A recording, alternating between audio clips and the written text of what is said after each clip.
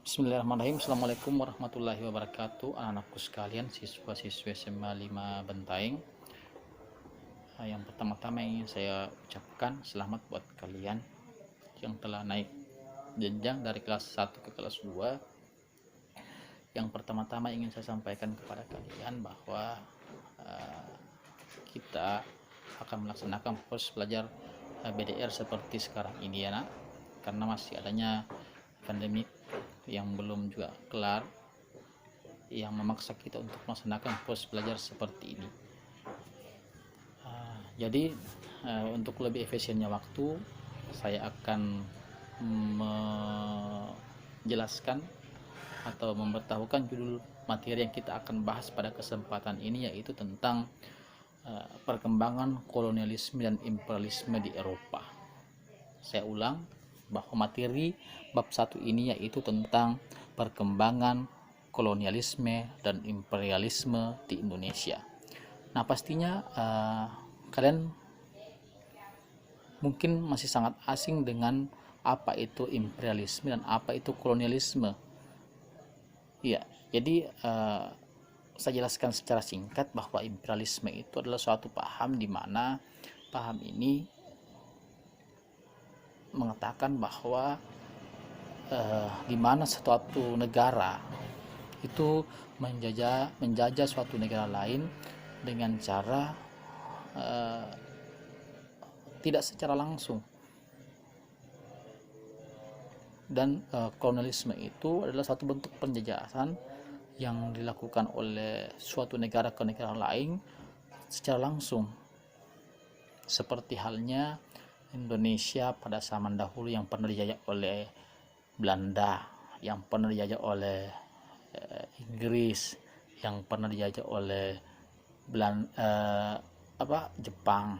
Jadi itu adalah beberapa contoh tentang kolonialisme.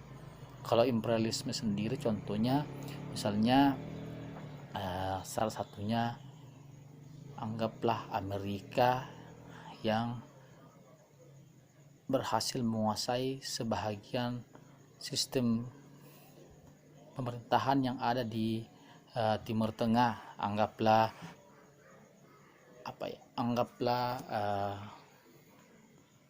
Irak, anggaplah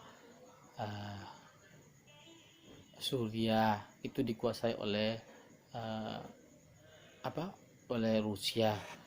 Ini adalah bentuk-bentuk pemerintahan atau bentuk-bentuk penjajahan yang dilakukan oleh beberapa negara ke negara lain. Nah, untuk lebih jelasnya saya akan membacakan tentang kompetensi dasar pada kesempatan ini. Jadi ini nak yang kita akan bahas, ada 3 di sini nak. Yang pertama, kalian menjelaskan bagaimana latar belakang masuknya bangsa barat. Jadi bangsa baratnya sini ada 4. Yang pertama itu Portugis, Spanyol, Belanda, Inggris ke Indonesia. Jadi ada 4 negara yang masuk ke Indonesia nah, dan mungkin mereka punya latar belakang yang berbeda sehingga mereka masuk ke Indonesia. Yang kedua, kalian akan membacakan tentang bagaimana masuknya bangsa barat ke Indonesia di grup ini. Jadi sebentar saya akan sebut 1 sampai beberapa orang untuk membacakan membacakan hasil temuannya tentang latar belakang masuknya bangsa barat ke Indonesia. Jadi misalnya saya sebut atas nama Sakna, ataukah misalnya atas nama Abi.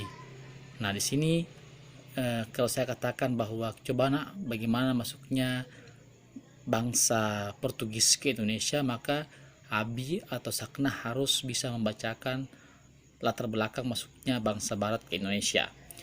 Yang selanjutnya, yang ketiga, jangan lupa ditulis tanggal pelaksanaannya. Jadi biasanya kan kita ketika menulis suatu materi atau dalam suatu pertemuan ada tanggal yang kita tulis di bagian pojok kanan atas. Ya, jadi ini semua aja. Setelah itu kalian foto kembali, lalu setelah kalian foto kirim ke WA pribadi atau WA grup ini ya nak. Sekian, assalamualaikum warahmatullahi wabarakatuh.